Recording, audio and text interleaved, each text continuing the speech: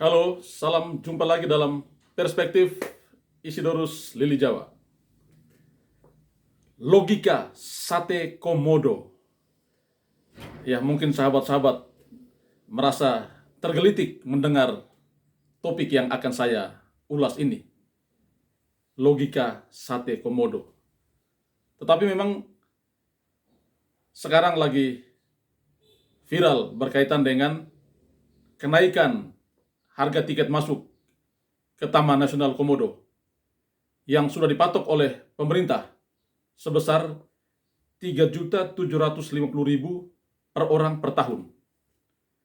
Terjadi pro kontra, terjadi polemik di tengah masyarakat berkaitan dengan keputusan ini.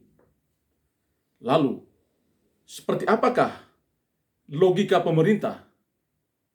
Apa alasan pemerintah sehingga menaikkan harga tiket yang begitu besar dari yang semula 100 atau 150.000 per orang menjadi 3.750.000 per orang per tahun.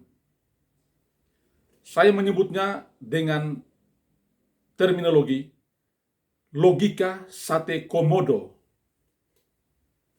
Beberapa saat lalu, Gubernur Nusa Tenggara Timur, Victor Bongtili Laiskodat, pada suatu kesempatan, beliau menyampaikan bahwa pentingnya menjaga ekosistem komodo atau pentingnya melakukan konservasi di Taman Nasional Komodo dengan cara menaikkan harga tiket masuk menjadi 3.750.000 per orang per tahun agar suatu saat nanti komodo itu tidak menjadi seperti hewan piaraan yang pada akhirnya bisa dibikin sate komodo.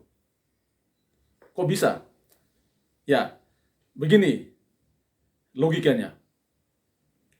Pemerintah saat ini menaikkan harga tiket masuk ke Taman Nasional Komodo sebesar 3.750.000 per orang per tahun. Tujuan menaikkan harga tiket masuk ini adalah untuk kepentingan menjaga ekosistem komodo itu tetap terawat, sekaligus juga demi kepentingan konservasi.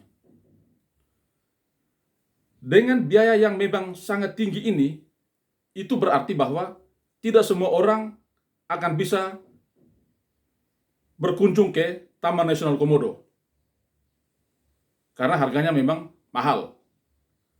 Artinya, baik wisatawan dalam negeri maupun wisatawan luar negeri tidak serta-merta akan membanjiri komodo seperti yang terjadi di waktu-waktu kemarin. Tujuannya memang membatasi jumlah pengunjung itu demi kepentingan konservasi. Karena kalau melihat kondisi sekarang dan yang kemarin-kemarin, tingkat kunjungan ke Taman Nasional Komodo itu sangat tinggi. Ratusan ribu orang setiap tahun, wisatawan dalam negeri maupun wisatawan luar negeri.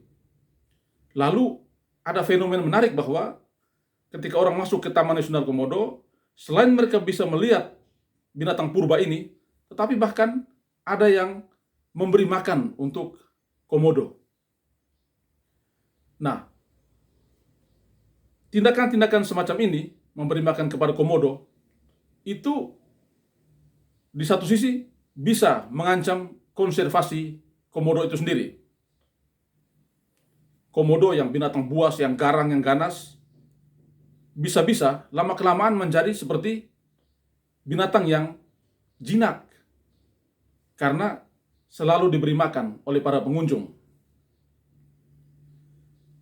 Karena itu, bisa dibayangkan dalam puluhan tahun ke depan, bisa saja komodo itu tidak lagi seperti ciri khas yang asli, yang ganas, yang buas, tetapi sudah seperti menjadi hewan peliharaan yang jinak.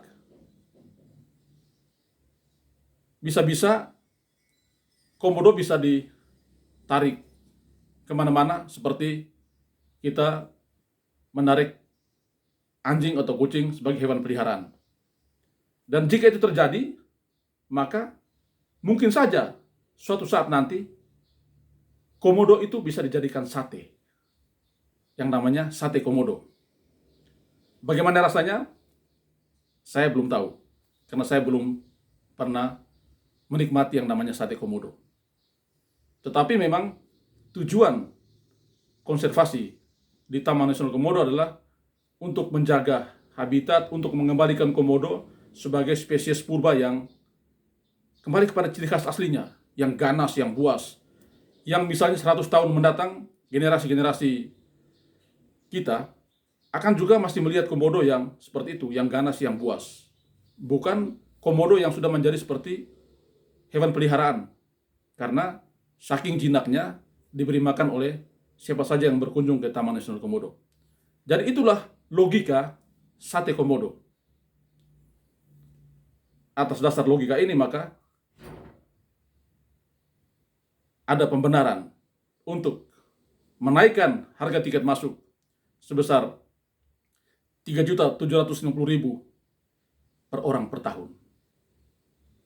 Memang ini harga tiket yang sangat mahal untuk ukuran kita. Tetapi pemerintah punya pertimbangan-pertimbangan tertentu. Ya, kita lihat saja seperti apa dampak dari pemberlakuan kebijakan ini. Terima kasih sudah mendengarkan perspektif ini. Salam sehat dan Tuhan memberkati kita.